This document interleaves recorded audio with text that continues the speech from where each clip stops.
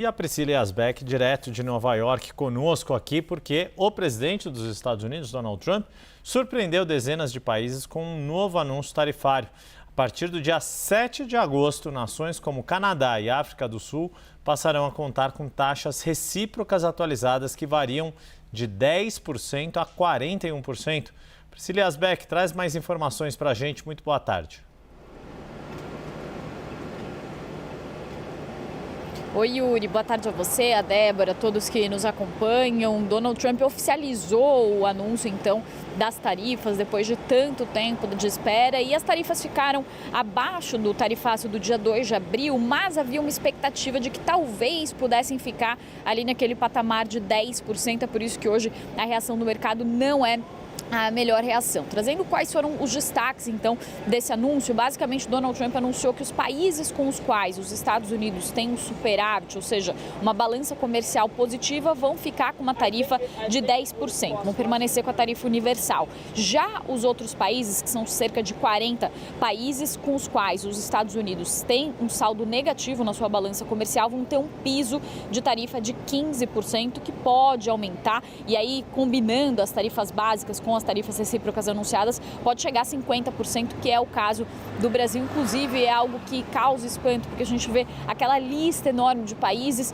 e o Brasil no topo. O Brasil que normalmente é visto como um país neutro, mas que nesse caso do tarifário de Donald Trump, também por razões políticas, acaba encabeçando essa lista com a taxa mais alta de todas que foram anunciadas. E aí tem acordos com a China e também com o México, que ainda estão pendentes. No caso da China, a nova taxa deve ser definida a partir do dia 12 de agosto. No México, a taxa de 25% aplicada vai ser prorrogada por 90 dias. Também Donald Trump oficializou os acordos que já tinham sido feitos com o Reino Unido, com a taxa de 10%, que foi talvez o país que melhor negociou com os Estados Unidos.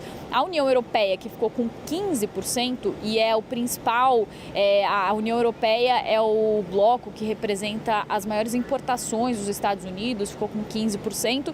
E o Japão com 15%, Canadá, que é um grande parceiro também dos Estados Unidos, ficou com 35%, só juntando União Europeia, México, China e Canadá são 60% das importações dos Estados Unidos, todos eles aí com taxas superiores ao que existia antes do tarifaço, portanto, isso deve trazer aí um impacto para a economia americana. Priscila Yazbek, Débora aqui de Brasília, como é que os investidores estão reagindo aí a esse novo anúncio tarifário, hein?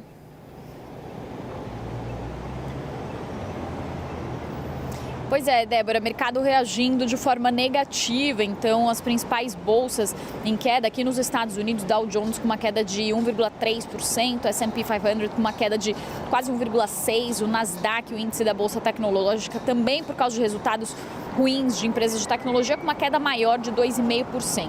Na Europa, os índices chegaram a cair quase 3% e os índices asiáticos também fecharam em queda, mas um pouco menor, de quase 1%. O que os analistas e economistas dizem é que, apesar de as tarifas terem ficado num patamar abaixo daquele tarifaço, ainda assim é a maior economia do mundo aplicando a maior tarifa de importação desde a década de 30. As tarifas americanas já estão com as tarifas que começaram ali em abril num patamar de 17%, portanto, maior patamar desde a década de 30. Então a gente está falando da maior economia do mundo se fechando. E aí saíram também alguns dados de emprego do mês de julho, mostrando que foram criadas menos vagas do que o esperado, e também houve uma revisão importante dos dados de maio e junho, que em conjunto eliminaram 258 mil empregos. Depois disso, houve um aumento da perspectiva da chance de corte de juros na próxima reunião do Banco Central Americano em setembro,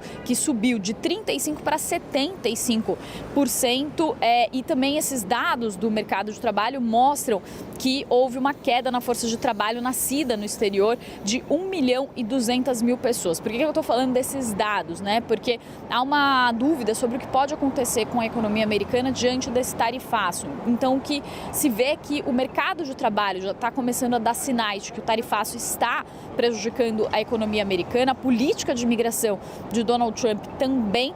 Há uma perspectiva aí talvez de queda de juros, porque o Banco Central aqui ele tem que tanto controlar a inflação quanto observar também os dados do mercado de trabalho e, quando for necessário, estimular o mercado de trabalho, mas ainda há uma incerteza muito grande sobre o que pode acontecer com a Capital Economics, que é uma das principais consultorias do mundo, por exemplo, dizendo que ainda deve haver uma montanha russa de acordos e que outros acordos ainda podem surgir daqui para frente. Eu volto com vocês.